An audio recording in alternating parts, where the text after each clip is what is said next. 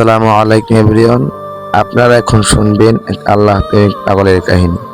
এক পাগল ছিল যে সর্বক্ষণ আল্লাহর ইবাদতে মগ্ন থাকত, নামাজ এবং জিকিরের মধ্যে সবসময় লিপ্ত থাকত। এমন একটা সময় এই নামাজ এবং জিকির আর ভাল লাগে না। তখন সে চিন্তা করলো যে আল্লাহর দিদার করব। আমি যাহার ইবাদত করি, যে আমাকে সৃষ্টি করলো, তাকে আমি সরাসরি দেখব, সামনে থেকে দেখব। এই আশায় আকাঙ্ক্ষা মনের ভিতরে নিয়ে সে ঘর থেকে বের হলো। বেরিয়ে রাস্তায় হাঁটতে হাঁটতে এক আলেমের সঙ্গে দেখা হলো। আলেম জিজ্ঞেস করলো, পাগল তুই কোথায় যাস?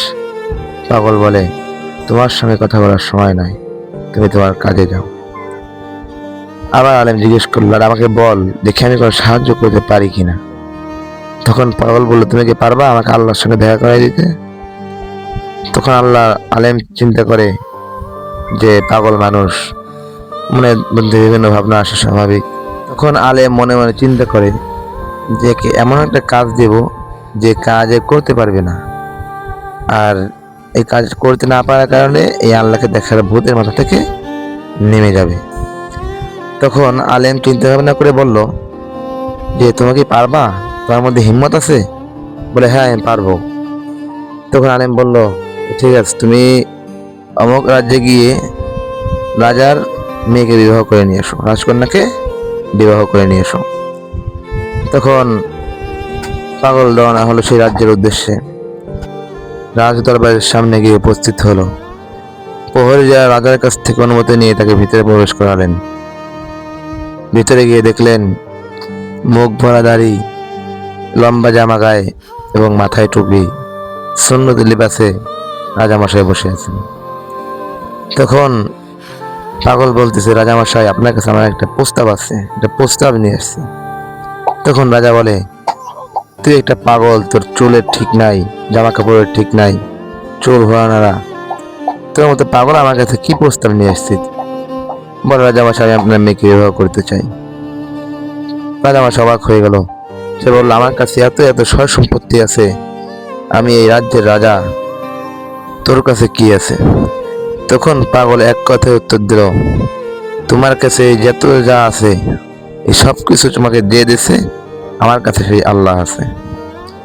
তখন রাজামশাই চিন্তা করে, না, এই পাগলকে দিয়ে হবে না, এর সঙ্গে সহজে কথায় পেরে ওঠা যাবে না। তখন সে চিন্তা ভাবনা করে বলল, পাগল, তোর সঙ্গে মেয়েকে এভাবে দেবো, একটা শর্ত আছে। শর্তটা হলো, তুই আমাকে 7টা মুক্তা এনে দিবি, একটা মুক্তার মধ্যে 7,000 ধন থাকে। তখন পাগল জিজ্ঞেস করলে, এই মুক্তা কোথায় পাওয়া যায়? রাজামশাই বললেন, এই মুক্তা সমুদ্রের তলদেশে পাওয়া যায়। তখন পাগল রওনা হলো সমুদ্রের উদ্দেশ্যে। সমুদ্রের পাড়ে গিয়ে ছোট্ট করে বান্দা দিয়ে হাত দিয়ে পানি খেতেছে। পাগল মানুষ হাত দিয়ে পানি খেতে পুরো সমুদ্রের পানি শেষ করে দিবে। এই দৃশ্য দেখে আল্লাহর খুব ভালো লাগছে। তখন আল্লাহ তাআলা ফেরেশতাকে ডেকে বলেন যে, ফেরেশতারা, ওই সমুদ্রের পাশেই দেখ, জঙ্গলে আমার এক অলি আছে, ওকে কি বল এই পাগলকে সাহায্য করতে। কথা বলার পরে ফেরেশতা চলে আসলেন আল্লাহর অলির কাছে। এসে বলতেছে, সমুদ্রের পাড়ে গিয়ে দেখো এক পাগল কি যেন করতেছে, গিয়ে পাগলকে সাহায্য করো। তখন আল্লাহ চলে আসলেন, জিজ্ঞেস করলেন, পাগল কি করিস? পাগল বলে, তোমার সঙ্গে কথা বলার সময় নাই, তুমি তোমার কাজে যাও, আমাকে কাজ করতে দাও। তখন আল্লাহ বলতেছে, আমাকে বল, আমি তোকে সাহায্য করতে আসছি, দেখি কিছু করতে পারি কিনা। তখন পাগল বলল, আমার এই সমুদ্রের সব পানি খিচে এই তল থেকে আমাকে মুক্তা উঠাইতে হবে। আল্লাহ বলছে, তোর পানি খেতে হয়েছে? বলে, হ্যাঁ। ঠিক আছে, সমুদ্রের মধ্যে হাত দে। সমুদ্রের মধ্যে হাত দিল, হাতে মুক্তা উঠে আসলো। 7টা নয়, 10টা নয়, একবারে 40টা মুক্তা উঠে আসছে। এখন পাগল হাতে মুক্তা নিয়ে বলে, এই নাকি মুক্তা? এই বলে সে রাজার দরবারের দিকে রওনা হলো। অবশেষে রাজার দরবারে পৌঁছে গিয়ে রাজাকে যখন মুক্তা দেখালো, রাজা মুক্তা দেখার সঙ্গে সঙ্গে আমি বেহুশ হয়ে পড়লো। প্রহরীরা মাথায় পানি দিয়ে, হাত মুখে পানি দিয়ে তার হুঁশ ফেরলো। আবার সে কান্না করতে করতে বেহুশ হয়ে পড়লো। এক পর্যায়ে সে কান্না করে আর বলে যে, আমি তো আমার মেয়ের অনুমতি না নিয়েই এই 70 টাকা দিয়েছিলাম, এখন আমি কি করব? তখন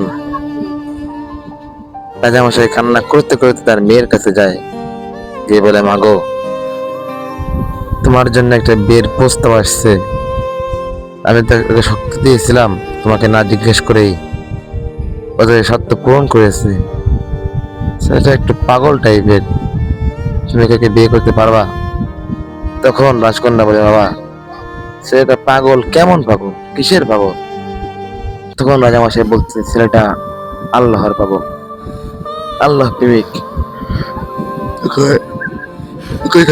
সঙ্গে সঙ্গে মেয়েটা বলে, বাবা, যদি আল্লাহর পাগল হয় তাহলে আমি বিয়ে করতে রাজি, তুমি বিয়ের ব্যবস্থা করো।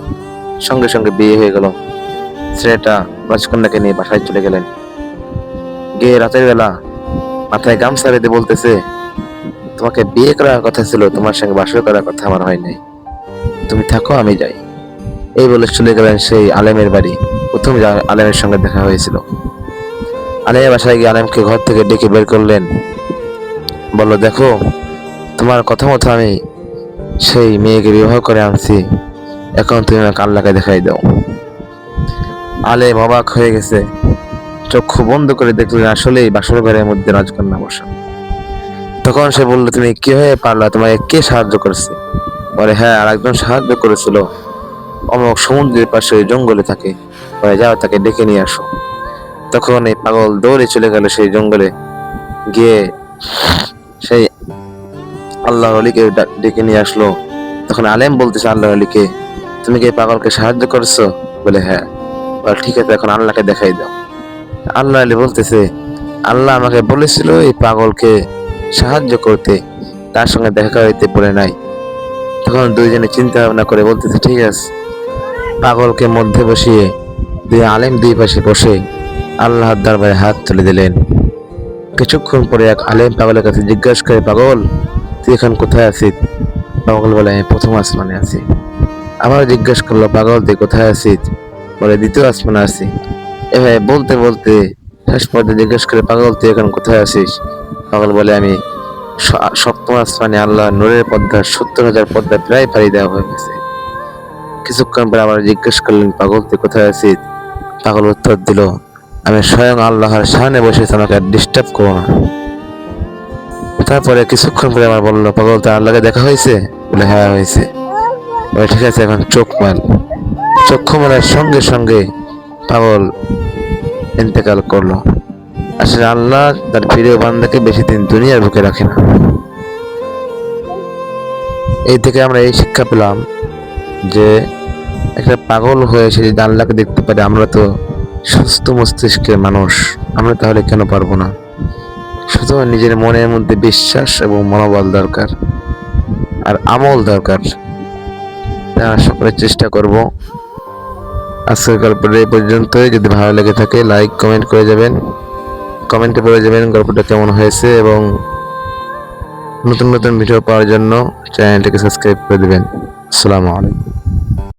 ও মাহদি ইমাম তুমি, ইমাম তুমি, ইমাম তুমি, ও মাহদি ইমাম তুমি, এসো এবার ভাবে, পারি না আর সইতে।